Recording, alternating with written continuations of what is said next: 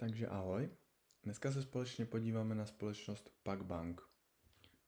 Ještě donedávna známá pod názvem PagSeguro, je to teprve pár dní, co společnost změnila strategii a začíná se zaměřovat hlavně na bankovní záležitosti. Pojďme se na to podívat. PagBank s tickerem PAX je brazilská fintech firma, která začala s jednoduchými platebními terminály pro malé obchodníky. To jí otevřelo dveře k obrovskému segmentu trhu, který byl dlouho opomíjený tradičními bankami. Postupně se ale model rozšířil z čistého acquiringu do celého bankovního ekosystému. Dnes PagBank nabízí nejen platby, ale i účty, karty, úvěry a pojištění.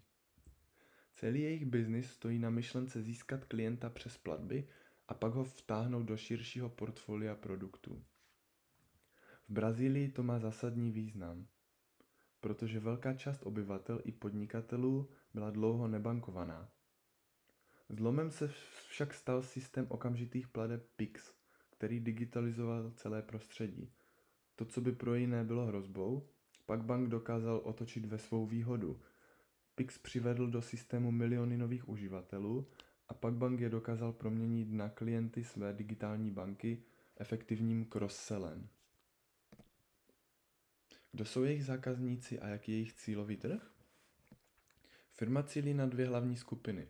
První jsou mikro a malé podniky, které tvoří cca čtvrtinu brazilského HDP, ale historicky je velké banky přehlížely. Tito podnikatelé potřebují levné terminály, okamžitý přístup k penězům a jednoduchý účet. A to jim přesně PagBank nabízí. Druhou skupinou jsou spotřebitelé, kteří často nikdy předtím neměli bankovní účet. Pro ně je PagBank vstupní bránou do světa financí. Začínají s Pixem, platební kartou, ale postupně přidávají účet, mikropůjčky, spořící produkty a pojištění. Celý trend navíc táhne vzhůru rychle rostoucí e-commerce a masová adopce digitálních plateb. Díky tomu má dnes PagBank přes 33 milionů klientů, z toho více než 17 milionů v bankovní části. Jak vydělávají? Biznis stojí na dvou pilířích. Tím prvním jsou platby.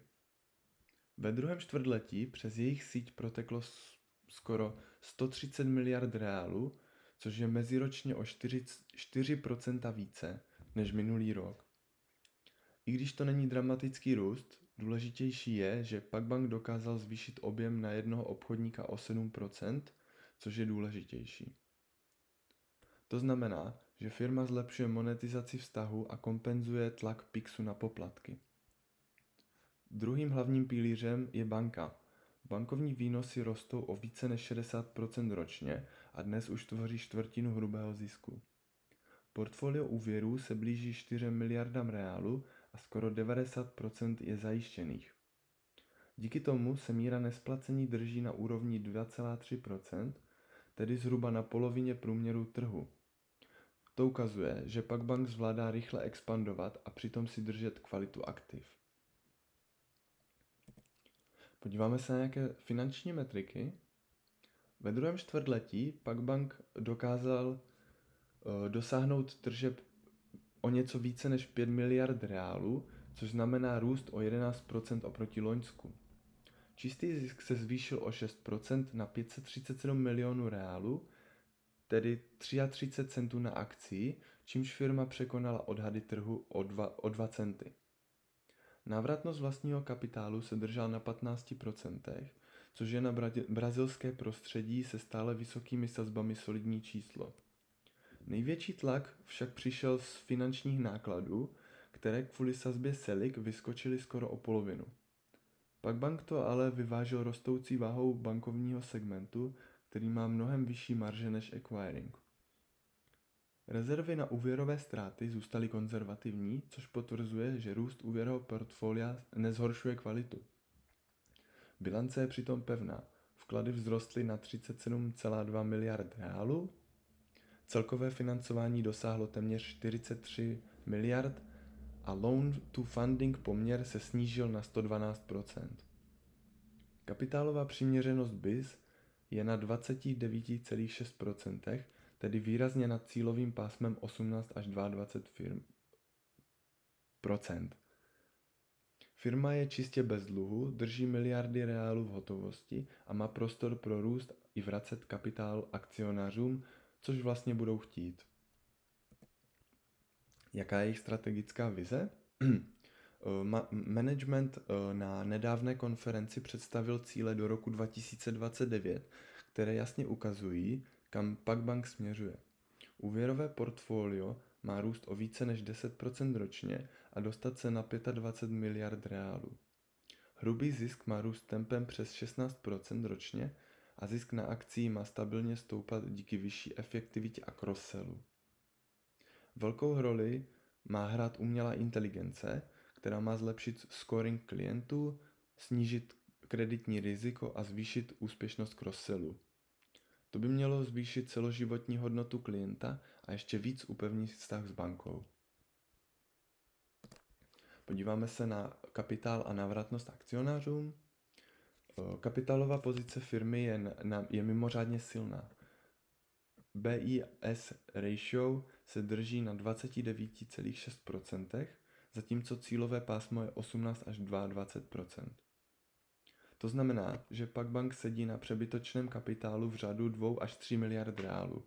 Management se proto rozhodl spustit program návratu kapitálu. V roce 2026 vyplatí minimálně 1,4 miliardy reálů na dividendách, rozdělených do 4 výplat. A k tomu běží buyback program až do výše 1,1 miliardy reálů. To je jasný signál, že místo slepé expanze upřednostňují návratnost pro akcionáře a disciplínu při správě kapitálu. Podíval jsem se i na důvěru v management, jestli splňují očekávání nebo ne. A odpověď zní ano. Bankovní segment skutečně roste o více než 60% ročně a dnes tvoří čtvrtinu hrubého zisku, což si společnost slibovala. Kapitálová disciplína je vidět. Kapitálová přiměřenost je vysoko nad cílem a zároveň už běží dividenda i buyback. Kreditní riziko je také pod kontrolou, protože non-performing loan se drží na polovině průměru trhu, což je těch 2,3%. Průměr trhu se drží okolo 5%. Jedinou oblastí, která zatím nepřináší očekávané výsledky, jsou value add služby jako ERP nebo e-commerce nástroje. Management je prezentuje jako stabilizátor cykličnosti, ale jejich podíl na výsledcích je zatím velmi malý.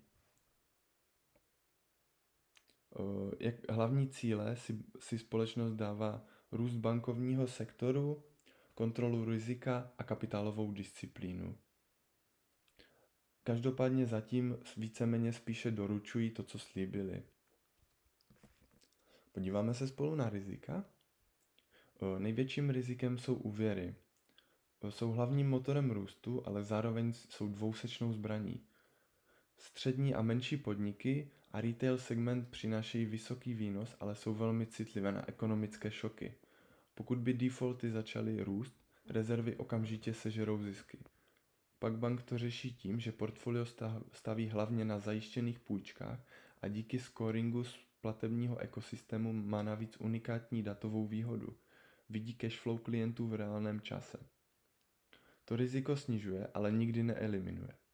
Druhým zdrojem tlaku bude konkurence, jako je Nubank, Mercado Pago a StoneCo. To jsou velmi silné značky a zajeté značky. Mají hodně kapitálu. A poslední riziko je makro. Brazílie je země s vysokou volatilitou. Inflace, sazby i měna se mohou rychle změnit a dopadnout jak na kvalitu úvěru, tak na spotřebu. Přece jen je to stále rozvíjející se trh a může se stát cokoliv. I ta politická situace tam nemusí být úplně jistá. Podíváme se na 3 scénáře: bull case, base case a bear case. Vlastně u bull case máme hlavní drivery. Růst mikro a SME segmentu, což jsou vlastně ty menší a střední podniky, a pak si udrží podobný podíl, jako má teď. podaří se jim cross-sell z toho Pix a do PagBank dostanou nové uživatele. Kreditní riziko se bude držet okolo 4 až 5%, což si myslím, že je velmi reálné, jelikož vlastně tím, jak budou teďka více prodávat ty úvěry, tak si myslím, že jim to nastoupá. Do toho budou i value add služby růst a bude i stabilní makroprostředí. Za výsledek to bude mít core acquiring příjmy zpomalují, nahrazuje ji růst PagBank a služeb. EPS poroste dvouciferně, valuace expanduje a pak se vlastně přiblíží modelu Square neboli Block společnosti a dostane se i na podobné valuace. Momentálně se drží okolo valuace forwardového PE 6, což si myslím, že je oceňuje myslím si, že trh je oceňuje na to, že se jim nepodaří jak cross-sell, tak udržet úvěrové portfolio a non-performing loan okolo těch 4,5%. Jako base case Pix bude nadále tlačit na acquiring fees, příjmy budou stagnovat. Pak zvládne část cross-sellu, ale adoption nebude masivní. Kreditní riziko non-performing loans se bude držet okolo 7 až 8%. Value add služby rostou, ale z malé základny a makro bude kolísat.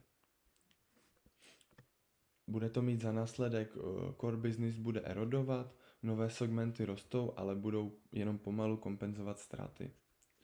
EPS poroste nízkým tempem a valuace se bude držet okolo 10 až 12 PE. Pax bude přežívat jako lokální fintech bez výrazného re-ratingu. Já si myslím, že i kdyby nastal base case, tak pořád je tam hezký potenciál na růst. Vycházelo mi to okolo 12 až 15 dolarů za akci ten base case. Bear case, nejhorší, Pix bude kompletně vytlačovat acquiring fees u mikroklientů, konkurence bude získávat podíl a bude zašlapávat, úvěry budou generovat ztráty, jelikož non-performing loans budou růst nad 10%, value add služby se vůbec nerozjedou a brazilská ekonomika může spadnout do recese nebo můžou tam být nějaké problémy a vlastně ty menší a střední podniky budou padat do defaultu. Mělo by to za následek erozi a selhání toho cross-sellu, což by byl velký problém. EPS by klesalo, valuace spadne okolo 6 až 8 PE, což vlastně můžeme vidět teďka. Takže vlastně ten trh už teď naceňuje Pax, jako by vlastně se jim nemělo dařit vůbec. Pak se vlastně stane marginálním hráčem s erodujícím modelem.